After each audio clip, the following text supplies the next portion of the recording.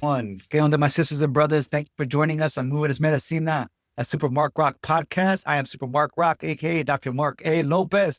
Movement Es Medicina is just that, a movimiento, a movement where I'm aiming to motivate gente, the people, the community, to build healthy habits and rituals by speaking to me, gente, specifically my A1s, my hermanas y hermanos, dope, educated individuals, and specifically exploring their active lifestyles and mental well-being strategies to recognize our collective dopeness in the process. And speaking of dope, educated individuals, I am joined by mi hermana, Doctora Mara Lopez. Hey. Hey, aka a chingona mom, aka a badass educator, aka a marathoner. Hey. Yes. A fitness head, aka a hip hop edge, a dope, educated individual. Doctora, mi hermana, thank you for joining us this afternoon. Appreciate you. Muchísimas gracias. It's a pleasure to be here. It's an honor to be invited to participate in the Movement Es Medicina. It's so true. You know, I've been supporting your work since you launched, so I'm very grateful to be here. Muchísimas gracias, hermano. Yes, absolutely. Thank you so much for that. Gracias. So let's tell us, tell the listeners, tell the viewers, who is Doctora Mara Lopez? What's your story? Who are you? Tell about Dr. Lopez. So I'm a little bit of everything. You know, I cannot be defined by anything easily. I'll give you a brief overview of some of the things that define who I am and who make me uniquely me. I am, soy hermana, soy madre, soy mexicana, soy esposa, hija, prima, goddaughter, nina, colega, and I'm also a certified yoga instructor. I'm also a marathoner. I'm also, you know, someone that works out 5 times a week. And I'm also a former 3-sport college athlete. So those are just a little of the titles that hold true to my spirit. And professionally, I am also, yes, I'm a doctora as of 2021. And I am the inaugural HSI Research Center Director at the University of Arizona as well. That's beautiful. HSI is? Hispanic Serving Institutions, baby. That's right. Thank you very much. Thank you, listeners, viewers. Hispanic Serving Institution, specifically HSIs. And I have to, I appreciate you sharing a bit about you, but I got to give you a few more flowers that I know about you and our time in this space, both in the wellness fitness, but also in higher education. You are founder of Academic Mujeres, a beautiful space. You are a scholar, a public intellectual, if I may add myself. You are very much out there sharing the narrative, sharing the testimonials of our gente, of our people, our raza in higher education. You're an amazing educator as well, but also a fellow Sun Devil at heart. Yes. That's right. You're committed to student success, but also, as you mentioned, as a certified yoga instructor, 3-time college athlete, you're passionate about mental and physical health in these spaces and representation in these spaces. So just wanted to add those a few additional flowers about you, Doctora. And before we get into the conversation, I want our audience, I want our listeners the opportunity to connect with you a little deeper, to get to know you a little bit more on a personal level, a bit about Doctora Mara Lopez. So if you will indulge us, I have a few lightning round questions for you. Don't think too much about it. Whatever comes to mind. All right, here we go. You listo? Listos. All right. Hip hop or R&B? Hip hop. All right. Favorite hip hop group of all time? The Roots. Who's that? The Roots. All right. Favorite hip hop MC of all time? Oh my God. Well, Black Thought. That's kind of hard. That's kind of hard. I'm going to stick with Black Thought. Okay. Yeah. Favorite movie of all time? Oh, I like Crash. I like movies that have multiple different storylines. They have a little bit of like social consciousness, emotion, relation, that kind of stuff. So it's an old movie, but it's one of them. It is an old movie. I remember that very well. Cardio or strength training? Strength training. All right. Favorite book? Favorite book? The Labyrinth of Solitude by Octavio Paz. Mm-hmm. Great book. AM or PM workouts? PM. Mm-hmm. PM. Favorite U.S. city? New York. Favorite international city? Guadalajara. Okay. Where are you traveling to next? New York. Wine or tequila? Wine. What? All right. Tequila makes me different. If I'm being real. It just makes me different. I love it. Dulcerito. I love it. I love it. Oh, your go-to hype song during the workout.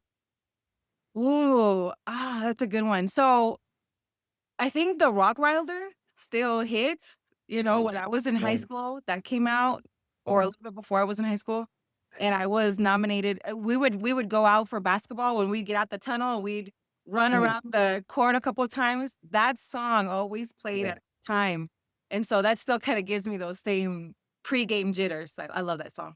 Yes. Classic. Classic. Love it as well. Your neck tattoo. Ooh, so I just got this really dope tattoo. It's a Sol and Luna Talavera from Fernanda. She's a dope Talavera tattoo Mhm. artist. I know I exactly have what you're talking about. another Yep. tattoo that I have in the works, but I haven't solidified it yet. But Okay. it will have some kind of monarch, butterfly, and red rose All right. theme. All right. I love it. I Mhm. love it. I love it. And lastly, your next marathon you're running. So the plan is to run the Every Woman Marathon this year in Scottsdale in November. Mhm. November what? November what? No more grandma. But it's the second annual. It You know, is. It I did is. last year's was the first annual, and it was in Mhm. Savannah, Georgia, and I did that with Georgia. a couple girlfriends, yeah. Oh, beautiful. All right. All right. To relax. Take a deep breath. Those are all the lightning Woo! rounds. So it's like, I'm gonna listen to this again and be like, "Favorite MC? What? I had like 5 more. Favorite group? I had like 5 more," but that was Right. rapid fire. That was lightning round. That's it. Lightning Lightning round. round. That's right. You did great. You did great. All right. You did great. Again, just the opportunity for our listeners, our viewers to connect with you on a deeper level, on a personal level, to learn more about Dr. Amara Lopez. And again, just to share some of your interests. So my first question I have for you is, as we are both proud Chicanos, Chicanas, proud brown people, I saw a post that you made a while back that said you are proud to come from a long line of resilience and Mhm, brilliance. Tell us mhm. more about that. What does that mean to you?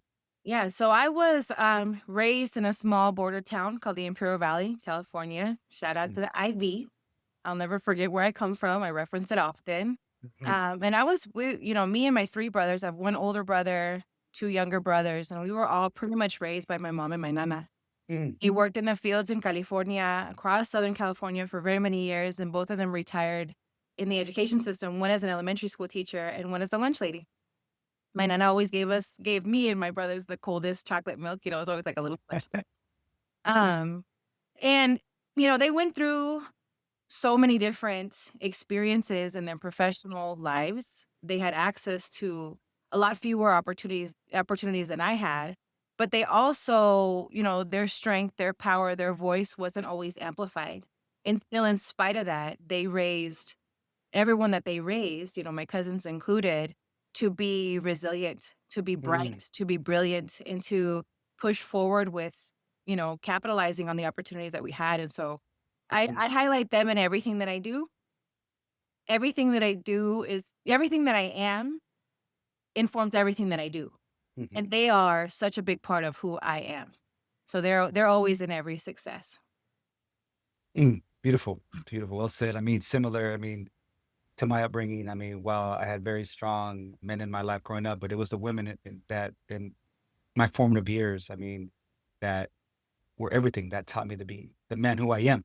Mhm. And because of them is, I mean, I attribute so much of my success. I get love to my dad, love to my tata, my tios as well, but it was the women who really just held it down for us. I mean, on so many layers, and I mean, very similar stories. So I appreciate you sharing that.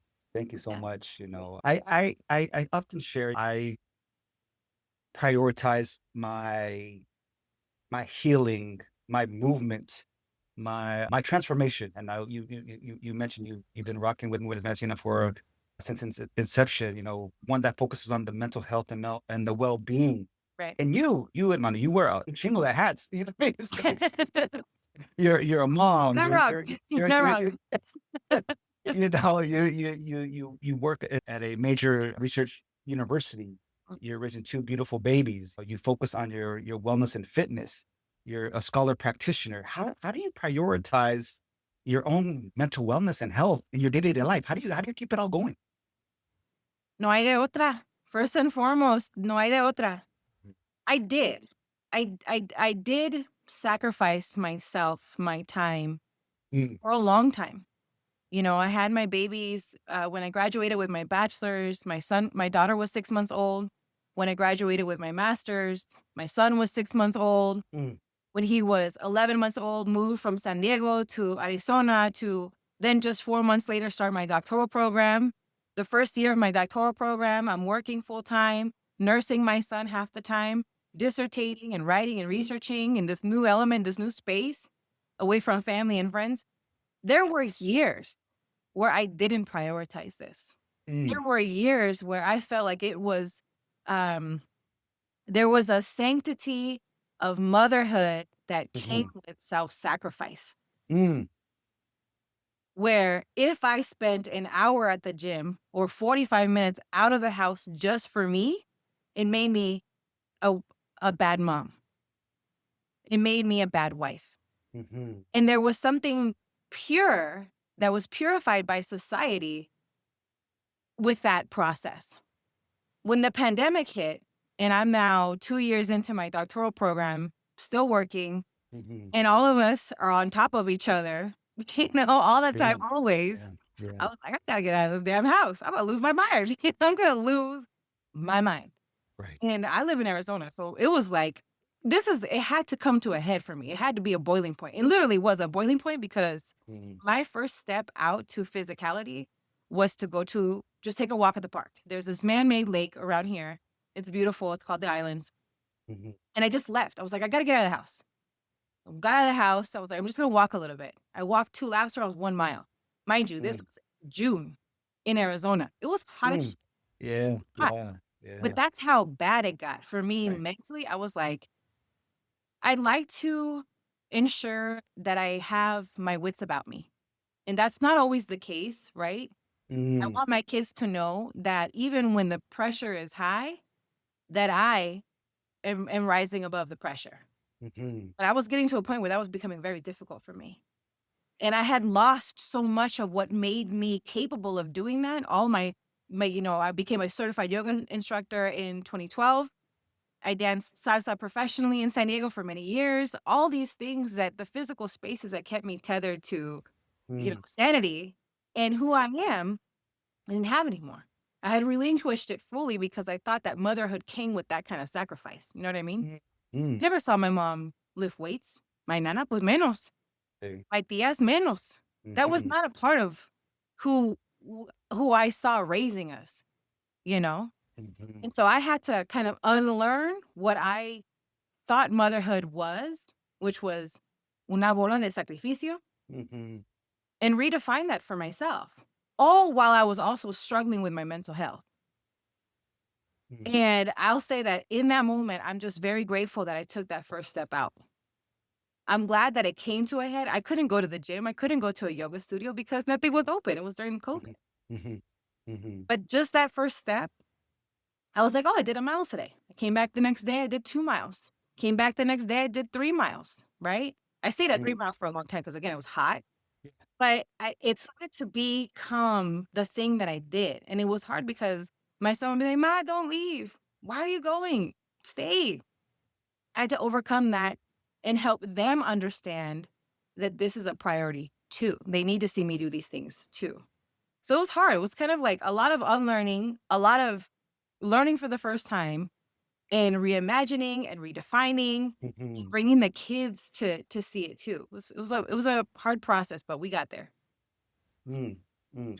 And you had the insight, I mean, call it ancestral uh, wisdom, your guardian angels, call it divine redirection, but you knew you had to act Mhm, for the betterment of yourself, of course, first and foremost, mhm. for your own self-preservation, but for your babies. I mean, you had to remove yourself. You had to be like, I'm I fucking I need to do something.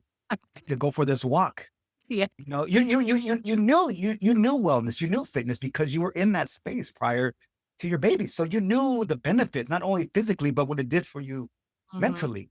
But you met that, like you said, you met that point. You just that boiling point, like, chinga, like for us Mhm. as a familia, I need to act. Yes. And it took that hard conversation because again, you sacrificed.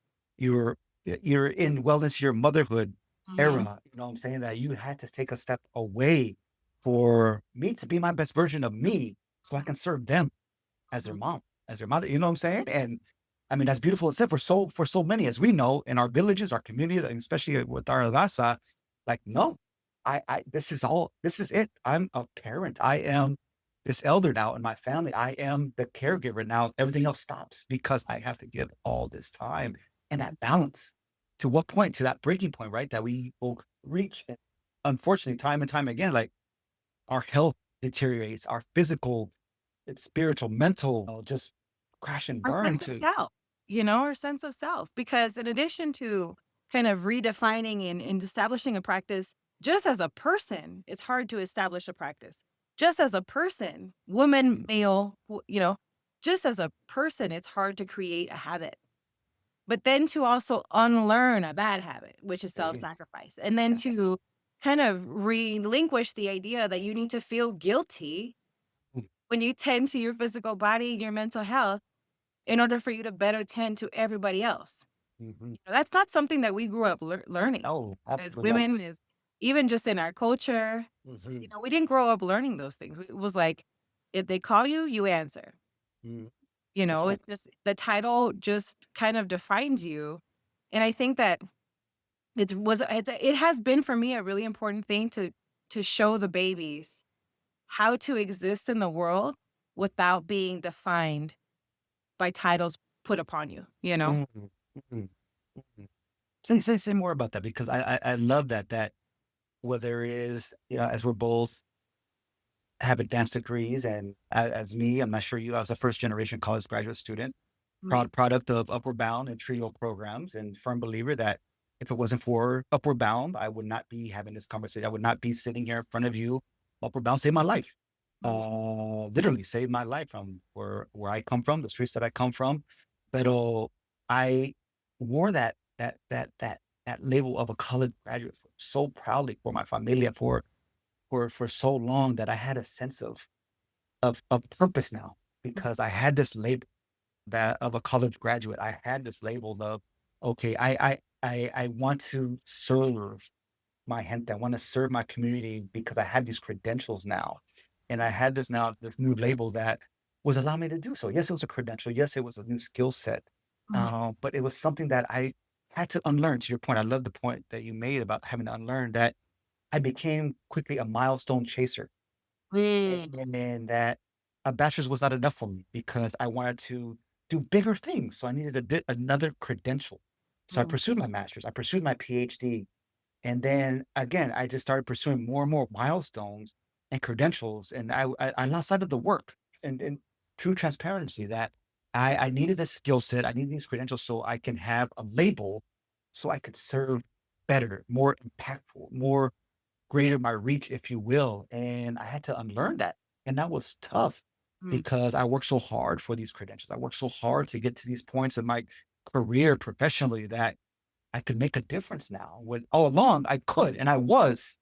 I Mm. lost sight of that. You know what I'm saying? I lost sight of that and having to unlearn that years ago now that it wasn't this credential or this label that defined me of a servant leader that I became to help my gente, to help my raza, to help those that have been systemically excluded in education spaces. Mhm. And so, yeah, I appreciate you saying having to the unlearn piece, but also having to really examine labels, if you will, on whether we are self-identifying with them, placing them on ourselves, or whether our community villages are placing them upon us too. Yeah. Yeah, and so thank you so much for sharing that. I think that was really insightful. As you were sharing, I can Mhm. see that you are motivated by your purpose. You have a clear definition and a clear vision of what that is, and the credentials became your conduit towards Right. fulfilling, it, right? Yeah. I think that Yeah. so for me, I kind of had a little bit of a reverse experience. It took Okay. me 12 years to get my bachelor's degree. I was on academic probation many times. I failed out many times. Mm-hmm. I had to pay my classes out of pocket. I had to go to the community college to take relevant courses to increase my GPA just so that I could go back to the 4 year and get my bachelor's. And after my 2 years of playing at the junior college level of my eligibility were up, I didn't Mm-hmm. really have a tether to academics. My tether was always sports. I played volleyball, basketball, and softball from age 9 to 19. That was what I did. That's what defined me. That's what I wanted to do, you know? Yeah. Academics was always secondary. Academics was my conduit to playing sports. Because my mom Right. was always like, Right. the school says you need a 2.0, but you need a 3.0. I don't care what they say. You need a 3.0. I Mm-hmm. was like, okay, you know? Mm-hmm. Um, but I feel like for me, the institutions that I was going to didn't help me connect to my purpose. Mm-hmm. I connected to my purpose through experience, through an intrinsic desire to serve gente, to serve my community, to help us climb, you know, to help us achieve excellence.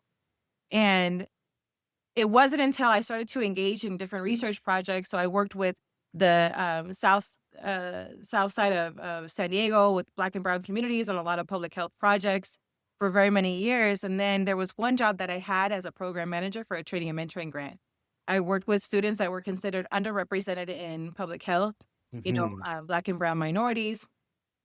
And I saw myself in those students, and I think that those Yeah. students saw themselves in me, and that became the culture shift for me. I was like, this is what I have to do. They're amazing. That was no 10, 11 years ago, that project. Mm-hmm. And I still connect with many of those students. I'm officiating one of their weddings next year in Mexico. You're good. That project really changed my entire life. Mm-hmm. Many of those students have gone on to become doctors, parents, psychologists, therapists, nurses, lawyers, right? So I think that it's really important that we tell our kids, like, what's your purpose? How Mm-hmm. do you define your purpose? What's your why? Everything else it'll come with time, you know? But don't be so focused on like the degree. I changed my major so many times. So many times. But we got there, you know, and I That's think right. that being tethered to purpose changed everything. Yeah. Amen. Amen. I could not agree more. I mean, early on in my academic journey, looking around Arizona State University in the mid 90s and like, where's my Raza at? We are in Arizona. And like, where are all the brown people I grew up with? Like, I understand yet social injustice and social inequalities that were happening, the college access issues, but I had at least know what to look around campus and just be like, why are we not here? Like, we're all the kids that I grew up in high school or in surrounding communities. Like, how am I the only one that made it out? You know what I'm saying? So asking those tough questions early on, be like, Yeah. systemic racism. Oh, you know. Like, Exactly. so when was that? When was that you went to ASU? When was it that you had that experience? 95. So I started at ASU in 2018 at the doctoral level, right? I'm in my doctoral program. Uh-huh. And even I'm looking around. I have an idea of who my faculty are. And in 2018, there were no Latina faculty. There were no Black female faculty, Mhm. Black male faculty, Mhm. and one Latino faculty. That's it in 2018. Actually, in 2021 in my program, Mhm. because I graduated with predominantly white professors. This is not to say that they're not effective, that they can't be like critical in these and aware of systemic racism and everything, but I had experiences where I was talking about like quote unquote playing the game. Yeah. You know what I mean when I say I had to play Yeah. the game. You know, based on your experience. But I encountered some professors in my program just 5, 6 years ago that were like, what do you mean by that? Like, that's just the fact that you don't know, it's going to make it very difficult for us to connect on a research, pedagogical, theoretical, and even methodological level, right? That's right. Because my experience, my lived experience is something that I wear and you don't understand it. Mm-hmm. When I started Academic Mujeres, which is, unfortunately, it's been a while since I fully engaged in it, but when I started it, it was an effort to amplify the experiences of Black and Brown women because I didn't see as many of them on campus. Mm. When I arrived at ASU in 2018, it was a PWI, predominantly white institution. When I graduated in 2021, it was a historically white institution. You know what I mean? I do. I do. So, I do. there's a lot of work that our institutions can do to help increase our sense of belonging, but there's also community work that we can do, that That's right. you're doing, That's right. that I've tried to do to Mm. increase representation with intention Mhm. to show, even though you don't see us, your gente in your local context, we're here. We're still pushing percentages. We're still out here. We're still That's right. building. We're still growing. We're still climbing. And I think that focusing on ways and pathways to share that information through non-traditional forms like Instagram, threads, whatever social media outlet is going to help our students that are entering this realm a lot Mhm. more. That's right. That's right. I agree 100%. In a lot of my foundational work, it was in the diversity, equity, and inclusion space and belonging space, and strongly believe that it is community work, regardless of where the institution's situated at. That is just a part in the cog of the community work, and I believe 100% in representation. As you mentioned, I, as a brown man, as a Chicano, as an educator, as a movement enthusiast, that we belong in these spaces, both in education, whether it's administration, faculty, staff, we belong in these spaces, but also in yoga, in hiking, in Mhm. running, in Mm. lifting. Mm. I believe that that representation is a huge in both education and fitness spaces. And I want to ask you this: how do you show up as you are in both spaces? You're navigating both spaces. I mean, I have a thought in doing so, and why I created, of course, Movement Es Medicina. But you are now actively at an institutional level, and again, a major research extensive university, but also you're a yoga instructor, a credentialed yoga instructor. You're a marathoner now. You are in the fitness and wellness space. How do you show up as a role model in both of these spaces, Hermana? I go through it. I go through it. I feel like I'm a little bit motivated by spite. Maybe not a little bit, maybe a lot of it. You can't tell me nothing. You cannot tell me that I cannot. And I will show you that I will. Am I going to have a couple bumps and bruises along the way? Yeah, probably. But I'm going to ensure that there's no space that I can't occupy 10 toes, right? It's important for me to be that role model for my daughter so that she never lives the day thinking, Ma, I don't think I can. Because I'm going to be like, yes, you can. Mm, I can show you how, right? mm, I had experiences where when I entered the 4-year institution, I sat in the back of the class, 300 seats, and I'm in the far back. I didn't ask a professor not one question, not one question. mm, I didn't go to career services. I was like, I don't know, maybe I should know this already, you know? And I went through 12 years almost without asking for help. And you know where that got me? 12 years deep and not an inch further. mhm, I was scared to take the risk. I kept waiting for the right time, the right amount of money, the right support, the right headspace, and it just never came. So I just had to do it like Nike and just do it. mm. That's right. I did not properly train for that marathon that I did last year, but I fucking did it. I ran a little bit, I jogged a little bit, and I walked a lot of it, but I Mhm. fucking did it. That's right. And I did it with a sea of women, all ages, all cultures, all races, ethnicities, and academic levels. We all did it together. Mhm. We came out the other side. That's right. For me, those are little messages of inspiration to myself because there's a little niña inside of me that also thought que no podía. Que Mhm. calladita te ves más bonita. Why do you have Mm, to push? Why do you have to go further? Because you can. You can anything, right? I finished my doctoral degree with a 4 and a 6-year-old. mm, I nursed, I had children almost in every degree program that I had. And the narrative is that when you become a mother, that's all you are. mm, Important for me to say, no, so that's not true. You don't have to be exactly who you were before you had kids, mhm. but you still have to do the work to redefine who you are after you have kids. So when I became a yoga instructor, or that was the first thing, my mom never did yoga.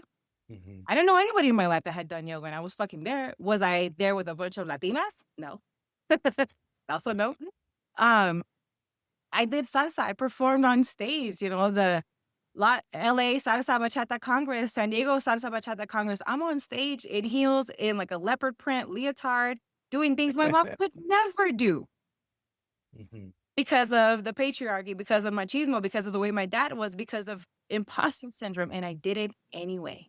Mm-hmm. You're the first, or you're the only, or you're the inaugural. What a beautiful thing. Like, just fucking do it, and see how you feel after. I always feel like, damn, I did that shit, you know, You did? cussing a lot. Is that okay? Oops.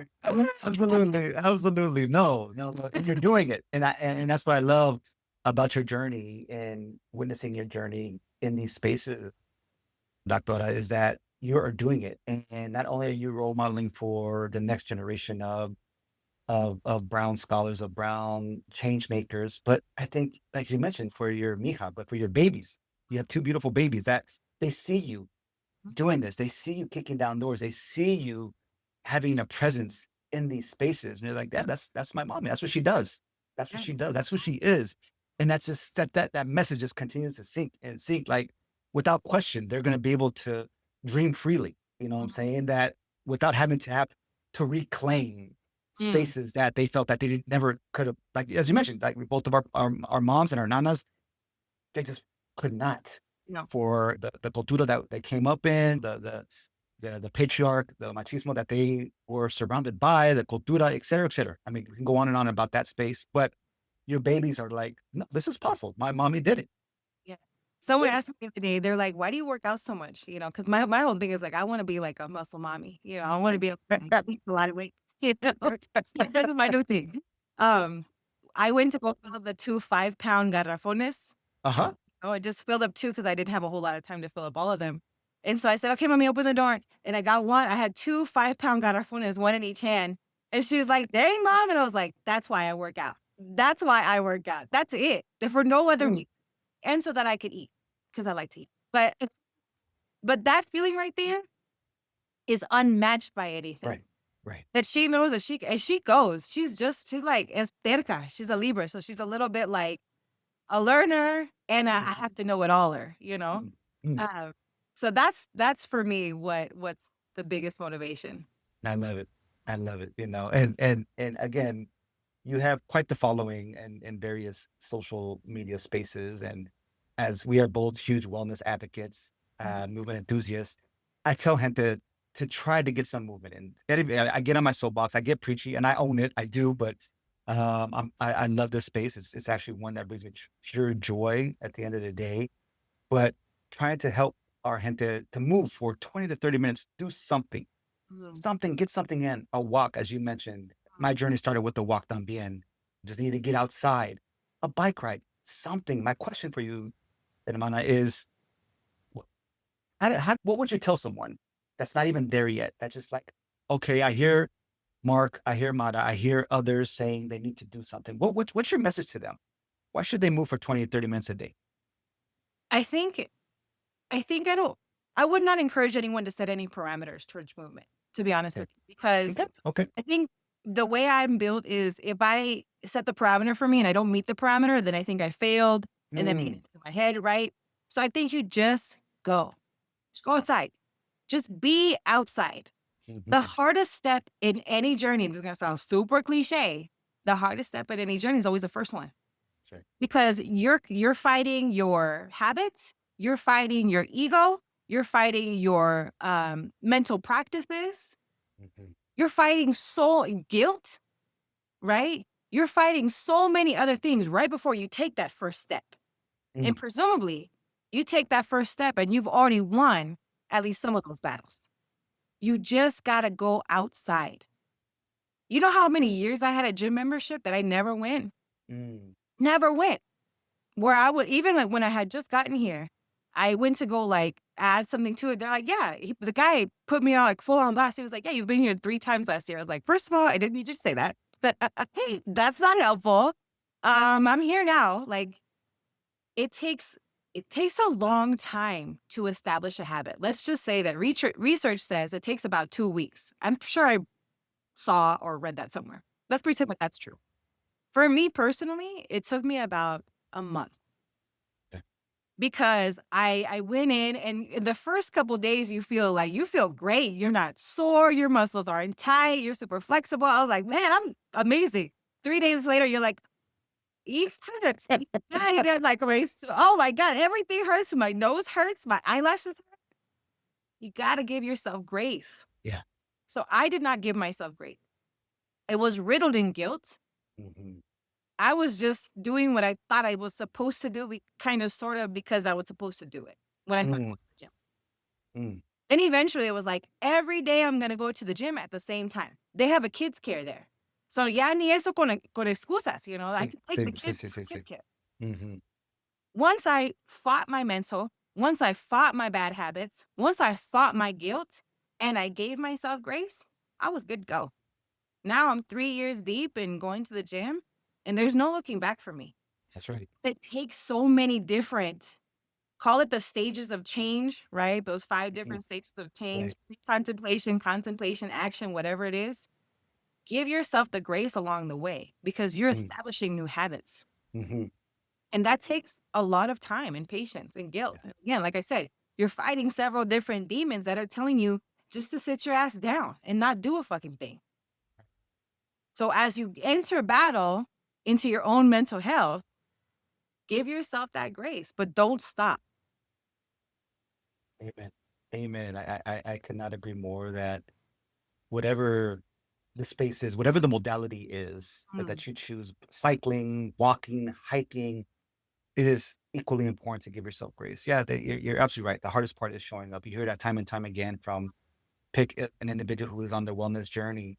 Pero keep showing up for yourself, but be kind. Give yourself grace because not everything is gonna go smooth. Not every workout session, whatever it is going to be, you feel fantastic, amazing. There's so many factors, as you know, that are competing with that. The mhm. stresses of the day, parenting, Yeah. work, your own traumas and healing that you're going through but you showed up. You showed up for that session, whatever it is, and you showed up and you completed it. Now, okay, you keep it moving to the next one. Keep it moving to that next one. You So know, one thing that helped me when I started walking during the pandemic is that there was this Instagram page called Running Mommies by a group of yeah, Latinas, yeah, right? You know them, yeah. Uh-huh. in SoCal. I started following them, and then they would post a run and they would post a walk, and they were also very like, if you just walk, you're great. If you just jog, you're great. But they would also give you like tips and tricks. And because I'm a nerd and the student of the universe, I consider myself always a perpetual learner. That's right. Like, I had to study these elements, these practices. So then I did a 5K, the hot chocolate run, right? Mm, I was like, "Oh, I can't do a 5K. Oh my God, that's so daunting." And then I did it. So what I started to, what one, I think the social supports really help. So that helped me. So if you're barely starting out, you don't know what to do, how to do it, find a page that knows how to do the thing because now people are getting paid to put you yeah, on game. So yeah. just take it. It's free information. But you go to school Mhm. for free, right? That's right. The other thing is that instead of leaning into the way I felt before, which is anxious, unknowing, unsure, a little guilty maybe for a while, I leaned into the way I felt after. And I Mm, tried to only focus on that one day. I was like, I felt amazing.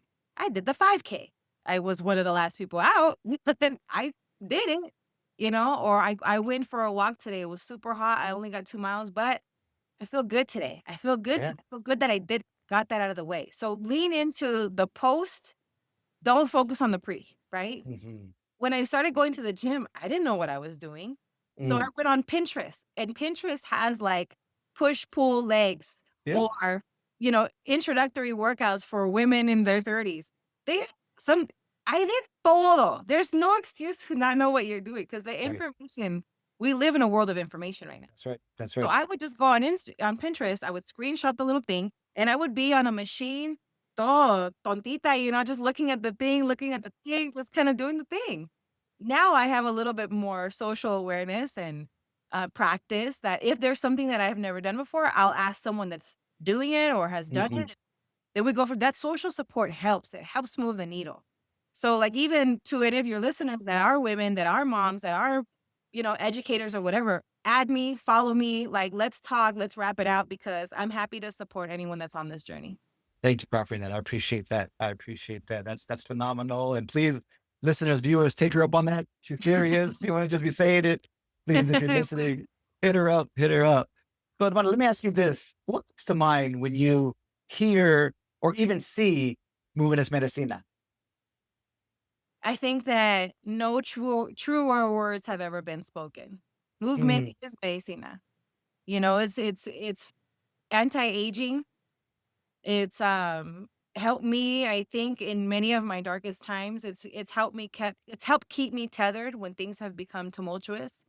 For a lot of educators, administrators, people in higher ed and across different nonprofit educational sectors too, this year has been a lot. yeah. This year has been a lot. You know, my nana always said, Diosito aprieta, pero no ahorca. I can't Mm, translate that to English because it's aggressive, but I keep waiting for the moment where the pressure valve has been released mhm. and it hasn't fully come. It has not. No. But I do think that some of the things that have emerged is, for me at least, a more concerted effort to focus on my physical and mental health. Because, you know, the systems that we are navigating were not built for our success. They were not built for our survival. We have to define what survival looks like to us, and we have to elevate our community so that they survive, thrive, and climb along with us, you know? Hmm. Hmm. I love it. I love it. Could not agree more. Especially these times. I think that'll be part 2 of our conversation. I heard someone describe these times, quote unquote, these times as quote unquote dynamic. And I'm like, that is the No, sure. I think I sure. got. I'm gonna top that. One of the homies told us recently. He was like, "I'm glad to see that that we, as communities of color, are surviving the fuckery that's happening." Oh yeah. All right. Exactly. Like, Exactly. exactly, exactly. But I appreciate that. I appreciate that. No, I asked a previous guest. You have no idea who they are. They didn't know who you were. They didn't have no idea who my next guest was going to be. To give me a question Yeah. for my guest. And so here's a question they wanted me to ask my next guest, which is you, clearly. When you are in a mental funk or feeling blue, as they described it, what is some of the positive self-talk that you give yourself to get yourself out of that blue funk space? So I think recently my claim to sanity has been to lean into levity. Mhm, Just lean into levity. mhm. Um, as all this like clusterfuck has happened with the you know, gesturing around all the things, I can't even name all the things, but Right. one thing that a friend told me and that people have told me is that I have this tendency to put glitter on shit. That's like my thing, right? I need to get a shirt that says that. That's it. You That's got what to. right. I love it. I love it. Oh, and I think that Ooh, you can always focus on the negative if all you want to do is focus on the negative. yeah. You don't have to be ignorant, but you can still move forward in a way that allows you to center yourself in, you know, like a critical consciousness Mhm, with the lens of optimism too. Like mhm. I will never relinquish my sense of optimism. I will never. If I do, the systems and the powers that hold currently I will be doing half of their work for them if I relinquish my tether to optimism. Amen. Amen. Critical optimism, right? Mhm, I'm not like mhm. running around thinking everything's fine. Right. Everything is not fine. Right. And at the end of the day, we will rise above. We will find Mm, a way. So I think that one thing that helps me get out of my funk is to find ways to lean into levity. You know, working out helps me lean into levity. Watching stupid reels, trying to understand whatever language my kids are speaking with, like the 6, 7, and the toilet and the Ohio thing. I don't know half of the things that they say, but it makes me giggle and it makes them giggle that I'm like a boomer to them, right? You're from the 1900s. You're from the I'm from 1900s. the 1900s, right? So, like, for me, I think the things that pull me out of the funk is finding ways to lean into levity. Life is hard. Yeah. Life is heavy. I don't want to succumb to the weight of the world, and I don't want my kids to see me do that either. They know that I have hard days, and we talk about it. And we also know, and we also talk about how we navigate through the hard, through the heavy, and ways to lean into levity together. I love it. I absolutely love that. And listeners, viewers, please lean into that levity. Please, please. I mean, it's life is hard as it is, but the optimism piece is there. I mean, we have to hold on to it. This fight isn't new for our communities. It's Mm-mm. not. We've been navigating these spaces for generations. Yeah, And this is not a bug in the system. This is a part of the design. This is a right, feature. this part of the design. Exactly. Exactly. And I appreciate you saying that. And lastly, last question I have for you, sis. Last question I have. Give me a question to ask my next guest. You have no idea who they are. You may or may not have never met them, but give me a question that you would like me to ask my next guest around wellness, fitness, mental health. Give me something. So I thought about this question because you kind of cracked me a little bit before. Uh, it's a question that I ask myself as I reflect on my own journey too. When was the last time you chose yourself? Not out of guilt, but out of love. Love. Mhm, Very important. Very big difference. mhm. Out of love. I love it. I love it. I love it. All the work that we do to move forward is love for our gente, love for our community, love for our families, right? But we have to also find ways to lean into love for ourselves and Mm, and set aside time to do that. And I think that the work that you're doing, the messages that you're putting out there helps to amplify that message. Is that thank you. when you talk about movement being medicina, that's an act of self-love. Mhm. Self-love isn't just getting your nails done, although I do like getting my nails done. It's also dedicating time for your betterment, for That's your right. health. That's going to the dentist, that's going to get your, checkups and everything. But it's also moving your body, circulating your mind, your thoughts, your body, your oxygen, everything. Mhm, mhm. It's a must. I think it's for me, it's a non-negotiable because if I'm not pouring into myself, how am I going to pour into others that I love, that are close to me, that are important to me, and the work that we do? I mean, this is exhausting work. This is Mhm. taxing work that we are showing up in these systems that were designed not for us, but to ensure that we are bringing us along, amplifying others as well that are in this journey, this struggle, this fight también. So if I'm not my best self and healthiest self, physically, mentally, spiritually, how am I going to show up for this next generation, for gente that are alongside me in this fight as well, if I'm not 100%? So I appreciate you saying that. Thank you. I do have a quick follow up to an earlier point because we had very similar journeys in our wellness and our healing spaces. We both had to go for walks, and that's what launched my wellness. And you may have heard me say this a few times in different spaces that this walk that I went on really changed everything for me in my healing journey. That launched my own healing journey, but it was specifically to Earth, Wind, and Fire. For Oh, me, it was specifically Earth, Wind, and Fire that I put on. What did you listen to that day you went for your walk? Do you remember? oh man. Okay, so this actually I listened to an album Uh when huh. I doing cardio, when I ran the marathon, and it's on repeat. And I am a hip hop head, but I'm also have an eclectic music taste. Radiohead, Mm, the In Rainbows album, every single song. mm, All I Need, that one song, I played like I cried. I have cried many times to that song, actually. Out the gate, let me just say that. mhm, Me desahogué tanto, go like with that song. And then when I ran, Jigsaw on that same mm, album, mhm. it has such a That good, song. like, Yeah. beat it, Yeah. it Yes. it's got a good beat. I That's right. love Radiohead, I think it gives me like, it allows me to get in the zone, you know? Hip hop has made me feel like beast mode, I'm like, "Oh, I can get in there," you know? Yeah. I love seeing Method Man is, like, all in his fitness journey too, and he's, like, Yeah. doing the bench shit and Yeah. everything. My husband and I went to watch Wu-Tang in June here, and Ah. it was so dope, yeah. So I love all that. I love hip hop has a space for me. Yeah. I even played hip hop in when I was doing yoga in my classes, like a different type of like more Absolutely. like hip hop, lo-fi type stuff too. Um, but that one album really helped me stay there and help me process. I'm sure 1,000 other songs that I have elsewhere, but That I whole love it. album. No, it's a great album. It is. I agree with you, and I am going to put it out there to the universe that our hip hop worlds are going to collaborate here in the future, Yes. in an academic space near you. So stay tuned.